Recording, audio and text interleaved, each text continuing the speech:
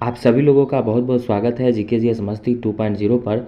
मैं हूं पुरुषोत्तम कुमार और आज इस वीडियो में हम आप लोगों को ज्योग्राफी से संबंधित महत्वपूर्ण क्वेश्चन लेकर आए हैं जो आगामी सभी परीक्षाओं के लिए महत्वपूर्ण होगा।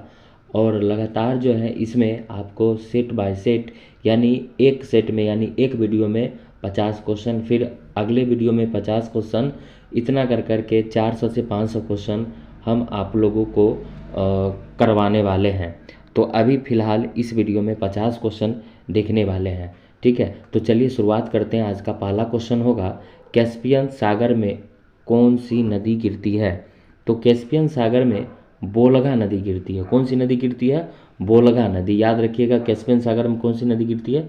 बोलगा नदी, ठीक है। दक्षिण अमेरिका की सबसे बड़ी नदी कौन सी है? तो दक्षिण अमेरिका की सबसे बड़ी नदी जो है वो है अमेजन है। कौन है? अमेजन। हैम्बर्ग किस नदी के मुहाने पर स्थित है? तो हैम्बर्ग जो है वो एल्ब नदी के मुहाने पर स्थित है।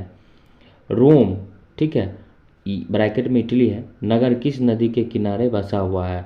ठीक है, तो रोम जो है वो टाइबर नदी के किनारे बसा हुआ है, ठीक है। रोम किस नदी के किनारे बसा हुआ है? टाइबर नदी के किनारे बसा हुआ है, ठीक है। इटली इसकी राजधानी है। बूडापेस्ट शहर किस नदी के किनारे है? तो बूडापेस्ट जो है वो डैन्यूब नदी के किनारे अवस्थित है, ठीक है। तो एक एक क्वेश्चन आप लोग देख सकते हैं यहाँ पे। प्रवाल भित्तियों की उत्पत्ति से संबंधित भू अवतलन सिद्धांत का प्रतिपादन किसने किया था? तो डार्विन ने किया था। पूरा नाम चार्ल्स डार्विन, ठीक है। चलिए, कौन सा सागर प्रवाल की उत्पत्ति के लिए उपयुक्त होता है? कौन सा सागर प्रवाल की उत्पत्ति के लिए उपयुक्त होता है? तो उष्णकटिबंधीय महासागर जो होता है यह उपयुक्त होता है, ठीक है। अगले क्वेश्चन की ओर बढ़ते हैं। अगला क्वेश्चन यहाँ पे देखने को मिल रहा होगा आप लोगों को, महासागरीय जल की कितनी सर्वाधिक लवणता पाई जाती है? तो महासागरीय जल की जो लवणता होती है सर्वाधिक पाई जाती है 35 डिग्री अक्षांश के निकट। कहाँ पर भूमध्य सागरीय जलवायु नहीं पाई जाती है?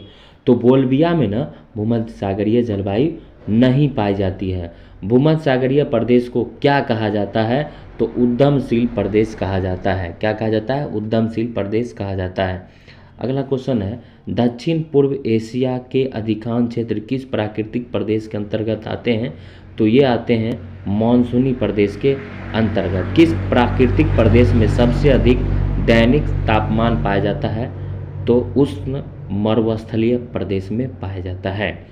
किस प्राकृतिक प्रदेश में शीतकालीन वर्षा होती है?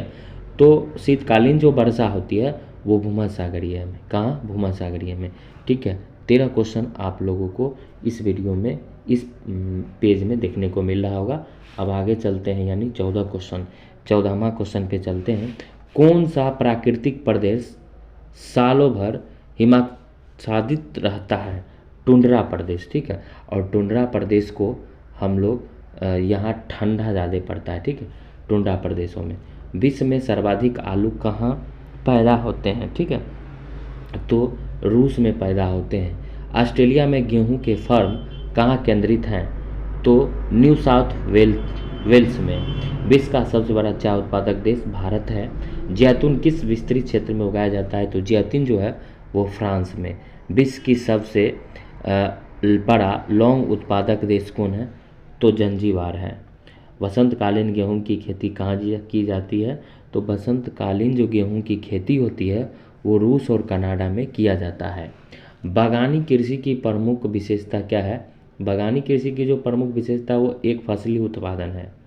अब एक आया लदांग, ठीक है। जलवासी कृषि किस देश से संबंधित है? तो ये मलेशिया, ठीक है। और मलेशिया की राजधानी आप सभी लोगों को पता होगा, कहाँ है? कुआलालंपुर, ठीक है। चलिए आगे बढ़ते हैं। और विश्व में निकिल, ठीक है, निकिल का सबसे बड़ा निर्यातक देश कौन है? तो कनाडा है, ठीक है। मेसाबी रेंज किससे संबंधित है? लोएक्स के। विश्व में चांदी का सबसे बड़ा उत्पादक देश कौन है? तो मैक्सिको है, ठीक है, मैक्सिको है।